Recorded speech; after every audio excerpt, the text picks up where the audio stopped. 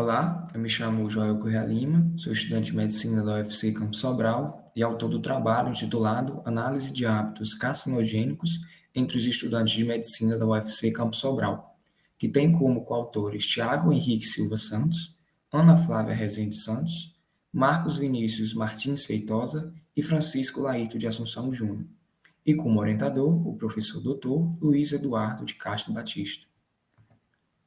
Nossa introdução, estimado em 625 mil novos casos de câncer para cada ano do triênio 2020-2022, o câncer é um termo genérico que abrange mais de 100 tipos diferentes de doenças malignas que têm em comum um crescimento desordenado de células, com a capacidade de invadir tecidos adjacentes ou órgãos à distância, que é o que nós conhecemos como as metástases. Essa capacidade surge devido às mutações cumulativas e multifatoriais que atingem genes críticos do controle do ciclo celular, sendo os fatores externos os principais, responsáveis por até 90% dos casos de câncer. Com isso, o impacto desses fatores, principalmente nos jovens, propicia a ocorrência precoce de neoplasias. E quando nós falamos de neoplasia, é interessante entender o processo até o surgimento dela. Então, tudo vai iniciar com uma mutação que é induzida por fatores químicos, físicos ou biológicos. Quando nós falamos em fatores químicos, nós estamos falando aí principalmente da alimentação, o consumo de bebidas alcoólicas, o hábito de fumar. Nossa primeira fase é a iniciação, onde as células sofrem efeitos causadores pelos agentes carcinogênicos, ocasionando algumas alterações nesses genes, principalmente os de controle crítico do ciclo celular.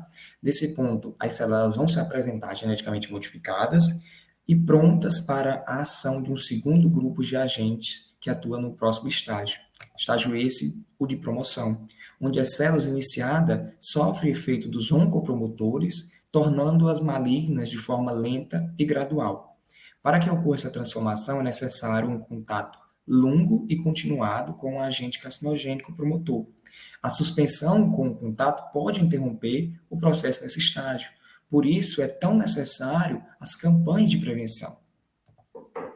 E o nosso último estágio, o estágio de progressão, que é caracterizado pela multiplicação descontrolada e irreversível de células alteradas. Nesse estágio, o câncer já está instalado e vai evoluir até o surgimento das primeiras manifestações clínicas. Aqui eu trago a vocês também um quadro epidemiológico dos principais sítios primários de câncer separado por gênero. Nós temos o câncer de próstata no homem e o câncer de mama na mulher como os principais acometedores. Os objetivos do nosso trabalho é analisar os hábitos carcinogênicos de estudantes do curso de medicina, bem como o impacto da vida acadêmica e o conhecimento acerca desses hábitos. Nossa metodologia realizou-se um estudo seccional entre as datas de 18 de agosto de 2022 e 29 de agosto de 2022. Para isso, enviou-se um formulário via WhatsApp dos alunos matriculados na Universidade Federal do Ceará, além de repassar esse mesmo formulário ao e-mail da secretaria do curso para ampliar a amostra de pesquisa. Em seguida, os dados foram organizados e analisados, e após isso, feito a confecção de tabelas e gráficos para melhor apresentar. Quanto aos nossos resultados, o estudo contou com uma amostra de 70 estudantes, dos quais 20% tinham entre 15 e 19 anos e 80% acima de 20 anos. Acerca do fator hereditário, embora represente apenas 20 a 10% dos casos de câncer, é um fator que merece destaque. 37,1% dos entrevistados disseram que não possuíam parentes de primeiro ou segundo grau com histórico de neoplasias malignas. Quanto àqueles que já tiveram um caso de câncer na família, os três principais foram o câncer de mama, com 18,6%, e o câncer de próstata, com 12,9%, seguido do câncer de pulmão, com 8,6%, seguindo aquele mesmo quadro que eu mostrei no início da apresentação com a epidemiologia do câncer.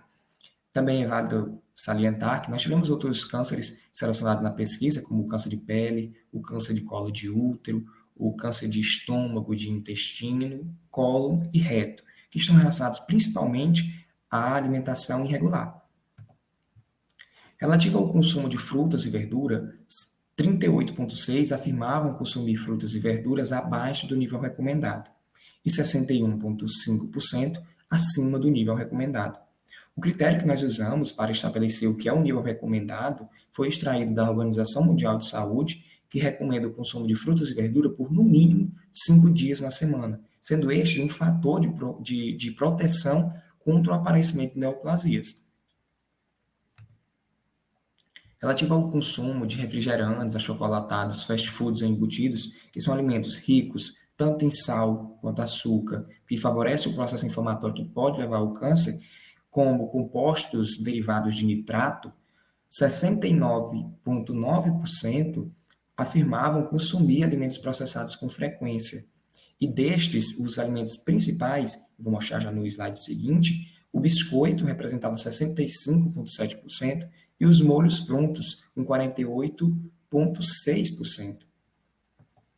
Aqui nós temos um quadro onde foi extraída os principais alimentos industrializados que os estudantes costumavam ingerir, e nós vimos que os alimentos que são mais consumidos são aqueles de mais fácil acesso. Devido à rotina de estudo, muitas vezes os estudantes pulam refeições e buscam refeições mais rápidas. Por isso que os biscoitos e as bolachas se tornam uma alternativa. E mais da metade dos estudantes fazem um consumo frequente desse tipo de alimento. Relativo ao consumo de bebidas alcoólicas, 58,6% responderam que não fazem a ingesta frequente de bebidas alcoólicas, e isso é algo muito positivo.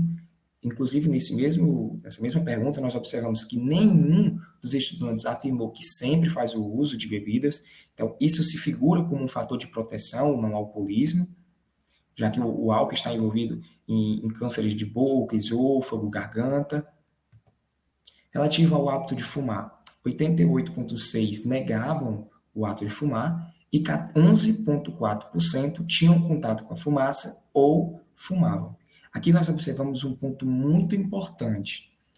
A nossa Liga de Oncologia vem fazendo estudos anuais, acompanhando os estudantes, e foi observado que, relativo ao nosso último estudo, que apontava 6,8% de fumantes, nós tivemos um aumento de quase 4% no número de estudantes que estão realizando o hábito de fumar.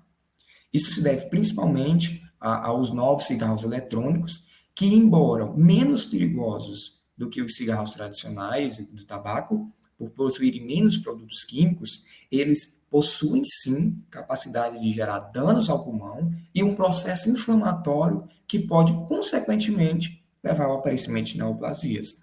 Então, aqui nós temos um ponto muito importante que merece a atenção de toda a comunidade acadêmica. Relativa à prática de atividade física, apenas 31,4% não realizavam exercícios contra 68,6% que praticavam. Então, nós temos que a população do nosso estudo é uma população muito ativa, e isso é muito benéfico, e a atividade física se figura como um fator protetor contra as neoplasias. Quanto à exposição solar, com ou sem a proteção, o público que não usava protetor solar era de 52,9%, contra os que usavam protetor solar quando precisavam de se expor, de 47,1%.